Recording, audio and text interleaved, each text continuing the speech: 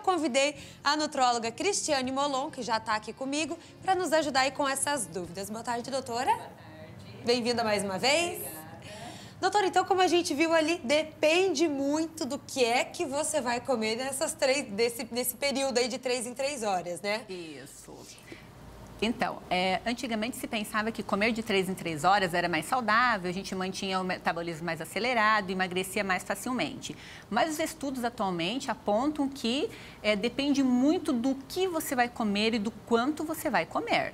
Se eu estiver comendo várias vezes ao dia um alimento com alto índice glicêmico, como carboidratos, pães, açúcar, isso acaba se transformando em açúcar no sangue, isso acaba elevando o nível de glicose de insulina, e daqui uns 10, 15 minutos você tem fome novamente, você acaba ingerindo novamente um alimento e isso gera um círculo vicioso que acaba gerando compulsão e pode levar a aumento de peso. Então depende muito do alimento, das escolhas que você vai fazer.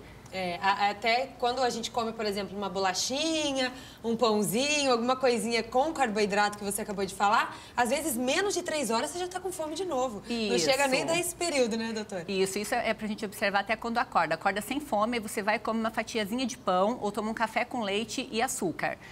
Você já desperta uma fome gigantesca. Você já quer comer antes do almoço de novo. Antes do almoço de novo. Então, depende muito das escolhas que você vai fazer e dos alimentos. Mas se é mito ou verdade de comer em 3 horas, depende muito da individualidade biológica de cada um.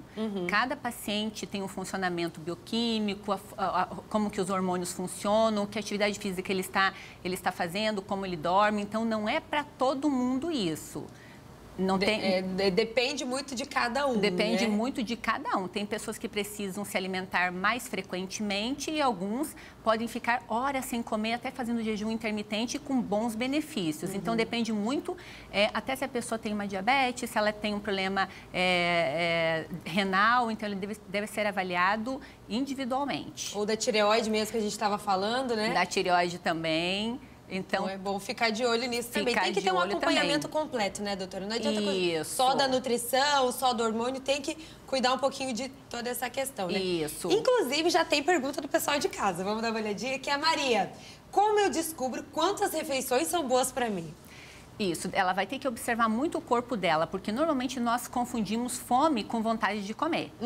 Então, você vai ter que conhecer o teu corpo. Vontade de comer, se você distrai com alguma coisa, ela passa. Então, não é fome. Fome, o corpo vai te sinalizar que você tem fome. Ou vai roncar o teu estômago, vai doer a tua barriga, você vai ter sensação de mal-estar. Aí, realmente, você precisa comer. Isso é fome. Isso é fome, que o corpo sinaliza. Estou com vontade de fazer xixi, eu estou com vontade de evacuar, estou com fome. Então, ele vai enviar um sinal para você.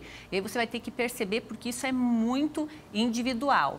Eu tomei café da manhã, eu não sinto fome, só vou sentir fome no almoço. Aí, você respeita o teu corpo, você só vai almoçar. Poxa, mas eu sinto fome no meio da tarde. Tem que prestar atenção no que você almoçou. O que você almoçou? Se teve muitas massas, se teve mais proteína, mais gordura. Porque nós sabemos que comer muitas massas e carboidratos, elas elevam muito a insulina e te dá muita fome. E a insulina alta, ela acaba acumulando o estoque de gordura. E quando nós consumimos mais proteínas e gorduras boas, nós temos uma saciedade por mais tempo. É o inimigo da dieta, né? Para quem está querendo emagrecer. Inimigo da dieta. Se a pessoa quiser emagrecer, ela tem que manter o nível de insulina dela bem baixinho e diminuir muito a ingestão de carboidrato. Saber que carboidrato ela vai comer. Tá. Outra pergunta, então, já aproveitando que a gente está falando de carboidrato, doutora. Comer o carboidrato à noite engorda? Depende da quantidade e do carboidrato que você vai consumir.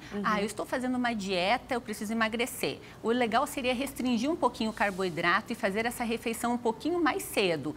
Por quê? Eu estou consumindo aquele alimento, o carboidrato ele se transforma em açúcar e se eu não for queimar aquilo, não for gastar aquela energia, ela vai estocar no nosso corpo, não tem escapatória. Tá. Então, depende muito se eu estou fazendo atividade física, como está a minha tireoide, como está meu nível de estresse, se eu estou dormindo bem. Então, varia muito de pessoa para pessoa.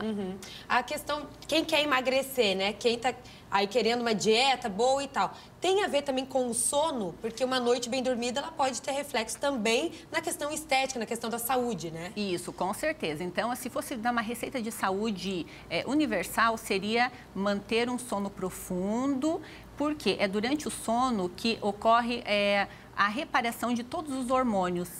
E aí, se eu durmo bem, automaticamente eu vou liberar GH, eu vou liberar melatonina, que é responsável também por produzir a serotonina, que é o hormônio que dá bem-estar e bom humor.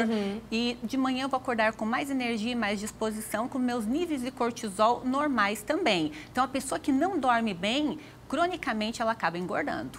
Então, dormir mal ganha peso ali, Ganha né? peso, com certeza. Tá, essa aí era uma outra pergunta que a gente tinha. Tem mais uma aí do pessoal de casa? Vamos colocar então aqui na tela. A Gleice. Eu parei de comer de manhã para não aumentar o apetite. Eu só almoço, depois da tarde eu como uma fruta e janto bem. Tá ok? Depende. Depende qual é o objetivo dela, se ela quer emagrecer e o que é que ela está comendo. Por quê? Tem pessoas que pulam uma refeição. Mas se ela não cuidar do tipo de alimento que ela vai comer na refeição seguinte, não vai adiantar nada pular essa refeição. Eu atendo muita gente no consultório que está pulando refeição, mas depois come massa, come coxinha, come pastel. Então, você tem que cuidar muito o que você está comendo. Preferir carboidratos mais complexos, como batata doce, inhame, aipim, os legumes, as proteínas de boa qualidade. E investir investir em gorduras boas também, como foi dito já em abacate, nozes. Então, cuidar muito. E, de preferência, se a pessoa quer emagrecer, ela tem que consumir frutas que não são tão doces. Como abacate, as frutas vermelhas, e coco também faz muito bem. E cuidar com as frutas doces, porque fruta doce tem frutose, que também vai se transformar em açúcar. Tipo de açúcar, né? É um tipo de açúcar também, que pode se transformar em gordura se não for utilizada adequadamente pelo corpo. Mas ainda assim é melhor a frutinha do que uma bolacha, né? Alguma coisa assim. Com certeza, principalmente se a fruta for combinada com uma gordurinha, com uma castanha, ou com avelã, ou com nozes, porque daí a gordura ela diminui a absorção do açúcar da fruta. Tá certo então, doutora.